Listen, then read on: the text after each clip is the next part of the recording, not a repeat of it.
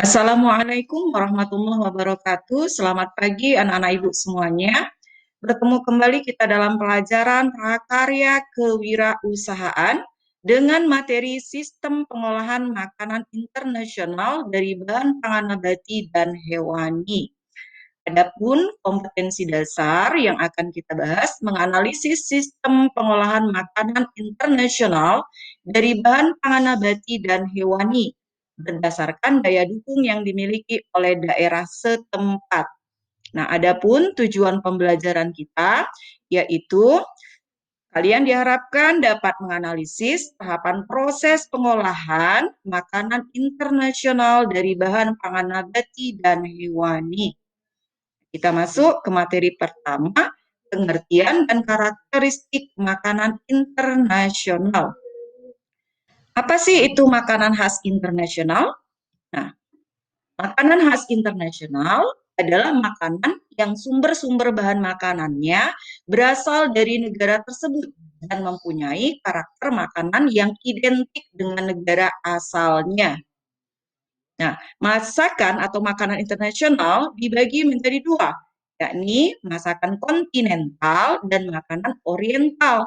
Perbedaan antara masakan kontinental dan oriental dapat dijumpai dalam beberapa hal, seperti perbedaan dalam susunan makanan ataupun teknik pengolahan dan tata cara penyajiannya. Nah, masakan kontinental. Kita masuk ke bagian pertama. Masakan kontinental adalah masakan yang berasal dari negara yang mempunyai dataran luas, seperti Prancis, Inggris, Amerika, Australia, atau negara-negara Eropa. Nah, sejarah masakan kontinental itu sendiri dimulai ketika bangsa Romawi Jaya melawan Eropa. Untuk merayakannya, diadakanlah pesta. Orang tidak puas lagi dengan hidangan-hidangan yang sederhana, lalu dibuatlah bentuk-bentuk masakan kontinental yang terbaru. Nah, kemudian makanan kontinental sendiri merupakan makanan dari benua Eropa dengan ciri sebagai berikut. Yang pertama, Eropa Barat wilayahnya mencakup Prancis, Belgia, Swiss, Belanda, dan Jerman. Selera mereka memiliki kesamaan, yaitu bumbu yang sering dipakai pada umumnya merica dan garam. Nah, sedangkan Eropa Timur, wilayahnya Cekoslovakia, Hungaria, Yugoslavia, Yunani, Romawi, dan Rumania. Nah, mereka mempunyai selera makan yang menggunakan bumbu rempah-rempah seperti lada.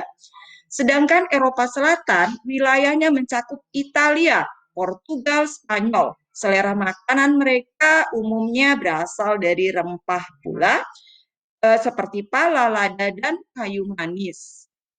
Nah, berikutnya, menu kontinental itu sendiri diberikan dalam sebuah hidangan dengan susunan menu. Nah, menu itu adalah suatu susunan makanan dan minuman untuk satu kali makan. Susunan menu makanan kontinental terdiri dari berbagai macam makanan yang dimakan secara bergiliran, yang disebut dengan courses, dan mempunyai urutan tertentu.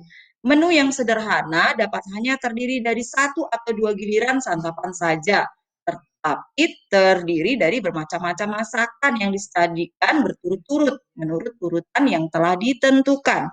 Nah, adapun urutan menu kontinental adalah yang pertama santapan pemula yang biasa disebut dengan appetizer dalam bentuk cold atau hot. Yang kedua soup.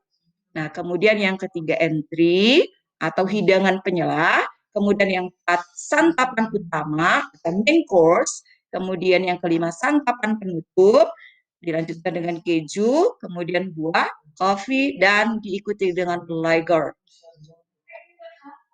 Nah, demikian materi pertemuan kita pada kesempatan kali ini. Sampai bertemu di materi makanan kontinental bagian kedua.